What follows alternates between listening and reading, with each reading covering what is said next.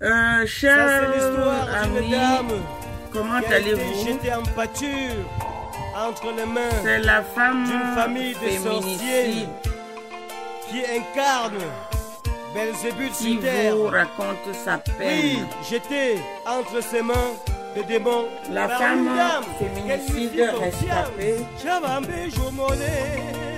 la survivante de la sorcellerie noire, de l'envoûtement, vous raconte son vécu.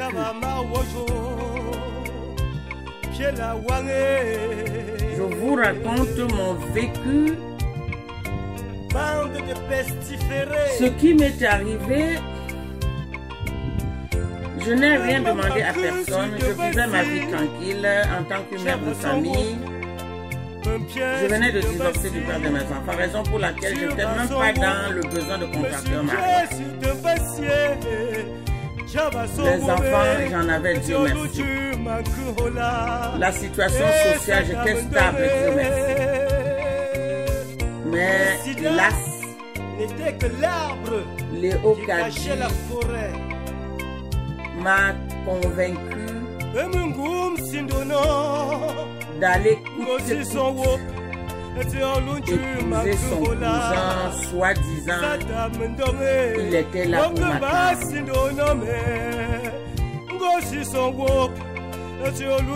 Soi-disant, j'épouse un Camerounais comme moi. Cette famille Et de ces démons rapaces, ces bandes qui de incarnent rapaces, sur ces terre bandes de tueurs et de Belzébuth et tueuses là, Lucifer. ils sont là dehors, ils ne cherchent que des vieux blancs. Ils ne cherchent que des vieux blancs pour absolument les achever avec leur pratique de sorcellerie, hein.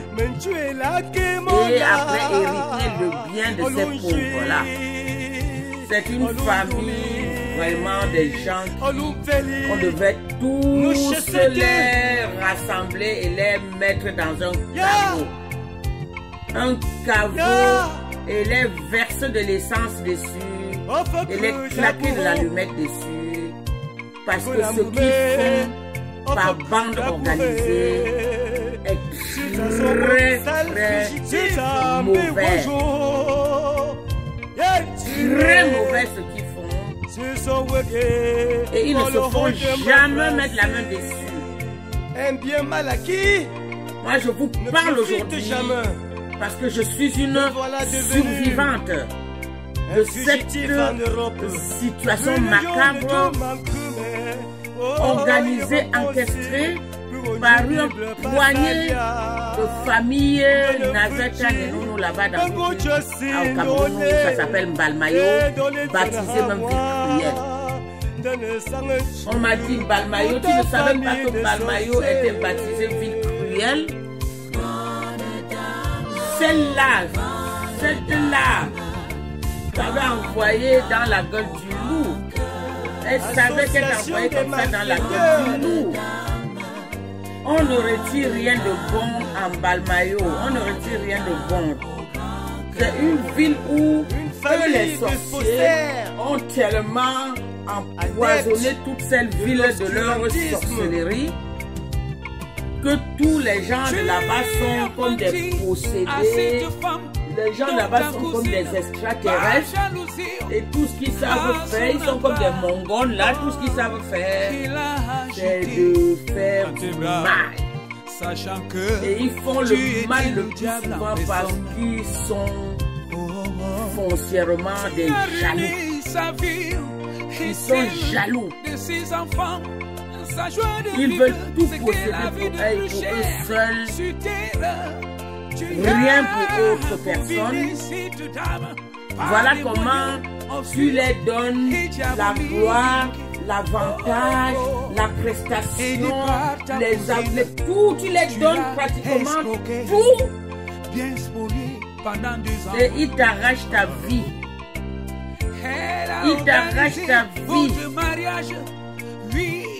Puisque c'est des égoïstes invétérés, des égoïstes invétérés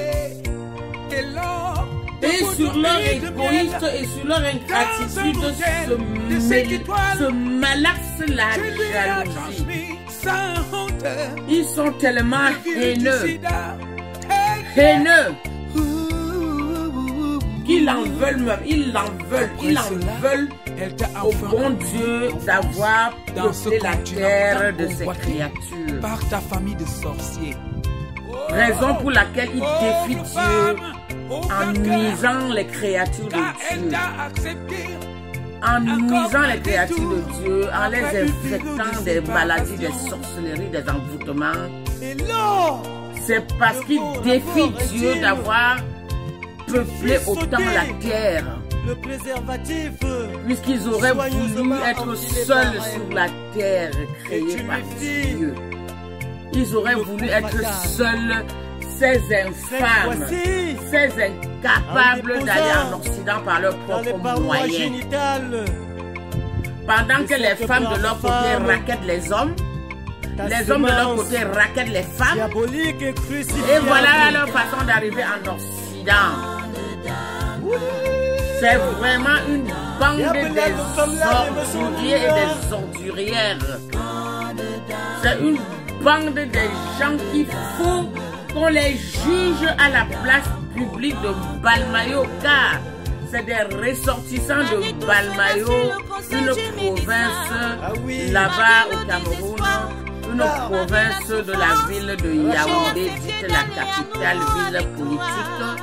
Et ces bandes-là ont saboté, ont donné une très mauvaise image par rapport à la ville de Balmayo, de telle sorte que lorsque je criais mon désespoir, je criais ma détresse, on m'a dit: tu allais chercher quoi à la ville cruelle? Tu ne connais pas que Balmayo est baptisé ville cruelle, que tu allais chercher à la ville cruelle? J'ai seulement dit: ah, je suis en Europe, ça fait près de 30 ans. Et en quittant le Cameroun pour aller en Europe, je n'avais jamais connu cette ville de Balmayo. Puisque moi je suis natif de Douala, et je suis originaire de l'Ouest. Je n'avais jamais mis mes pieds à Balmayo. Donc lorsqu'on me dit que c'est une ville cruelle, dans lequel, à part rencontrer la cruauté, rencontrer l'ignominie, rencontrer la bassesse, je ne pouvais tirer rien de bon.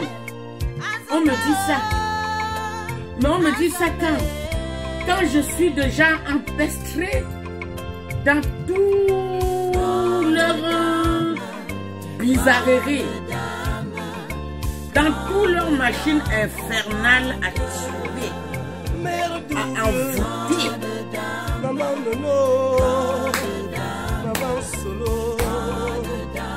Ok, j'ai dit alors, par rapport à la vie cruelle, je rajoute ignoble dessus.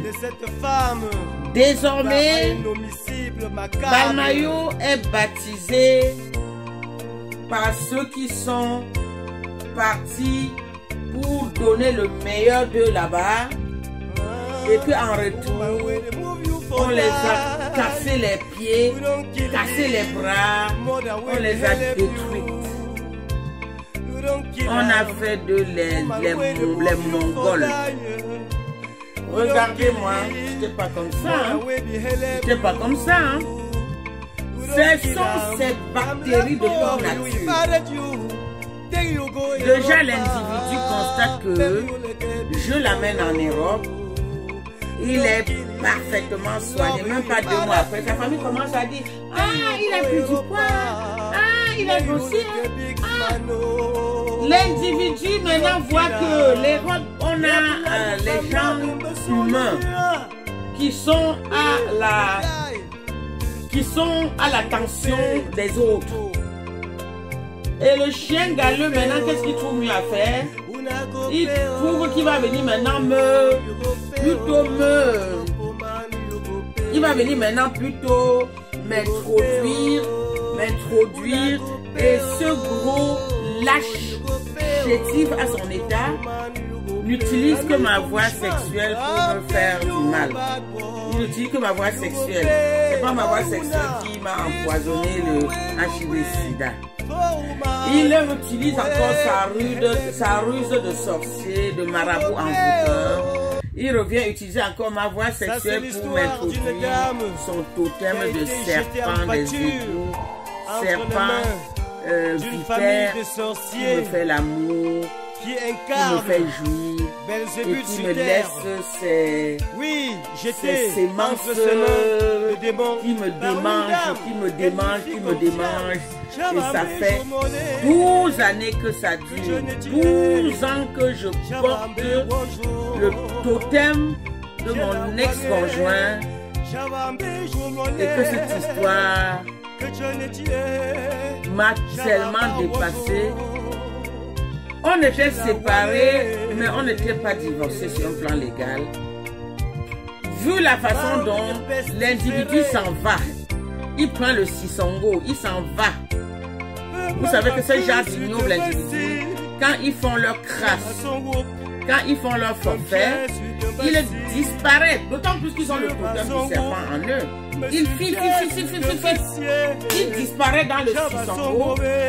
Mais malgré qu'il disparaît dans le sisongo, son totem reste en moi. Son totem est là. Son totem le contrôle. N'était que l'arbre qui cachait la forêt. J'ai dit, mon papa est où? Mon créateur est où? Mes ancêtres sont où? Le totem est là en moi. J'ai demandé mon avocat comment me divorcer moi assez rapidement parce que je pense que vraiment Léo Kadi m'avait vendu moins cher dans le succès. Elle m'avait vraiment livré dans la gueule d'un assoiffé du sang humain. D'un assoiffé du sang humain. Et que l'individu ne m'a pas terrassé plus tôt parce qu'il avait des intérêts en jeu. Des intérêts, celui de d'abord me corriger avec les escroqueries en outrance.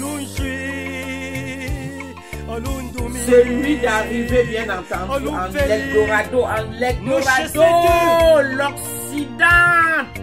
l'Occident pour lequel ils en sont incapables d'arriver par leurs propres moyens et utilisent maintenant la ruse, la flatterie et devient les experts de manipulation, les experts en mensonges, les experts dans le faux. Ne profite jamais. Vu qu'ils arrivent aussi en Occident. Fugitif en Europe. Le comble, quand bien même vous les avez offert l'Occident gracieusement, ils vont maintenant s'en prendre à votre vie. Votre vie. Et c'est comme ça que l'individu a utilisé sa ruse de mesquin, d'un tueur déguisé en prince charmant. Association des malfaiteurs. Introduit son totem en moi. Et malgré qu'il soit parti au diable, mais son totem est resté en moi. Et ça me déverse ses sémences bizarres, ça me enfle mon corps, ça me donne de la palpitation cardiaque, ça me détruit mes hanches, alors n'en parlons plus. Mes hanches sont bousillées, complètement bousillées. Ça fait 12 ans, comptez vous-même, de juillet 2008. Il est venu introduire le totem à moi. De juillet 2008, nous sommes en 2020. Ça fait 12 ans que j'en souffre affreusement, mes amis. Méfions-nous des mariages arrangés.